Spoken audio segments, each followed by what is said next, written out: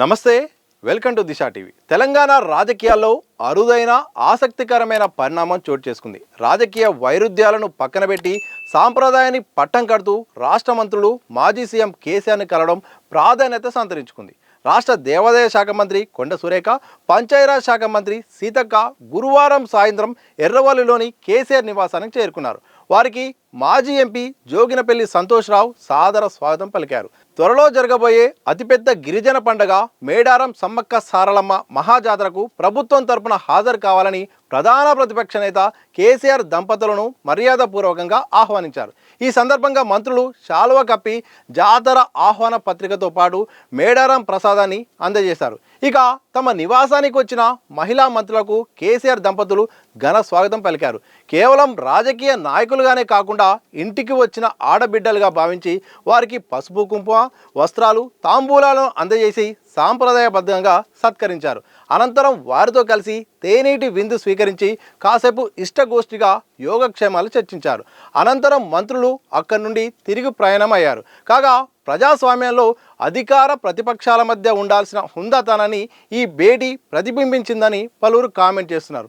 ఈ మధ్యకాలంలో రాజకీయ నాయకులు అంటే అధికార ప్రతిపక్ష పార్టీలు ఒక దగ్గర కలవడం, నాయకులు కూడా ఒకరినొకరు కూడా కలుసుకోవడం, నిలబడడం కూడా పెద్ద వివాదాస్పదం అవుతుంది, చర్చ జరుగుతుంది. వాస్తవానికి రాజకీయాల్లో గతంలో అయితే మాత్రం ఇటు ముఖ్యమంత్రి అయితేంది, లేకపోతే ప్రధాన ప్రతిపక్ష పార్టీ నేత అయితేంది, ఇతర పార్టీ నేతలు కూడా కలవడం అనేది ఒక సర్వసాధారణమైన విషయం. అయ్యేది రాజకీయాలను రాజకీయాలుగానే చూసేది.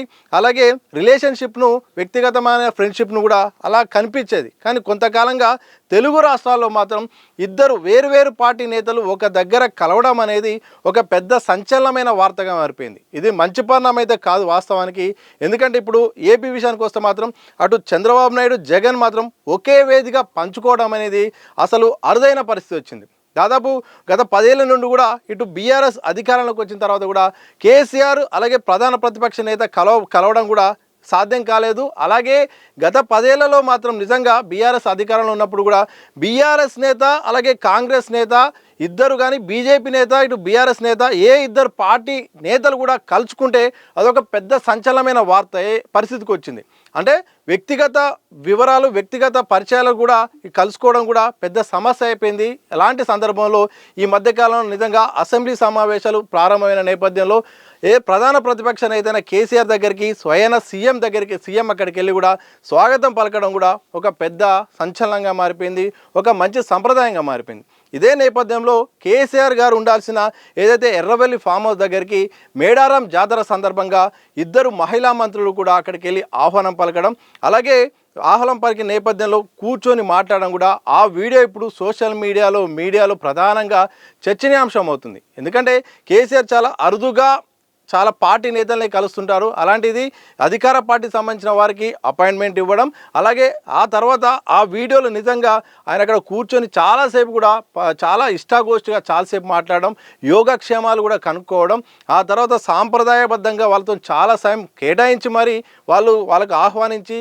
వాళ్ళను కూడా కూర్చోబెట్టి వాళ్ళకు తాంబూలాలు కూడా ఇచ్చి నిజంగా ఒకరికొకరు వీళ్ళు ఆహ్వాన పత్రిక ఇవ్వడం, ఆ తర్వాత ఇంటికి వచ్చిన వాళ్ళని కూడా సాంప్రదాయబద్ధంగా కూడా కేసీఆర్ దంపతులు వారిని రిసీవ్ చేసుకునే విధానం కూడా అందరూ కూడా చాలా రాజకీయాల్లో ఒక మంచి పరిణామంగా భావిస్తున్నారు. ఇలాంటి సందర్భాలు మళ్ళీ జరగాలి. నిజంగా రాజకీయాలుగా ఉండాలి, వ్యక్తిగతమైన పరిచయాలు వ్యక్తిగతంగా ఉండాలి, వ్యక్తుల మధ్య రిలేషన్షిప్, బంధుత్వం కూడా చాలా ముఖ్యము. ఇలాంటి సందర్భాలు మళ్ళీ జరగాలని కూడా చాలామంది సోషల్ మీడియాలో కూడా కామెంట్ చేస్తున్నారు. చూడాలి మరి ఇలా రాజకీయ పార్టీల మధ్య ఇద్దరు కలుసుకోవడం అనేది ఈ రోజుల్లో వింత అయినప్పటికీ గతంలో చాలా సర్వసాధారణంగా ఉండేది.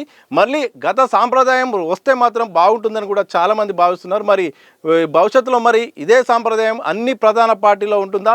ఒకే వేదికపై అందరూ కూడా కూర్చొని కూడా రాష్ట్ర సమస్యలపై కేంద్రాన్ని కూడా చెప్తే బాగుంటుందని కూడా చాలామంది ప్రజలు కోరుకుంటున్నారు.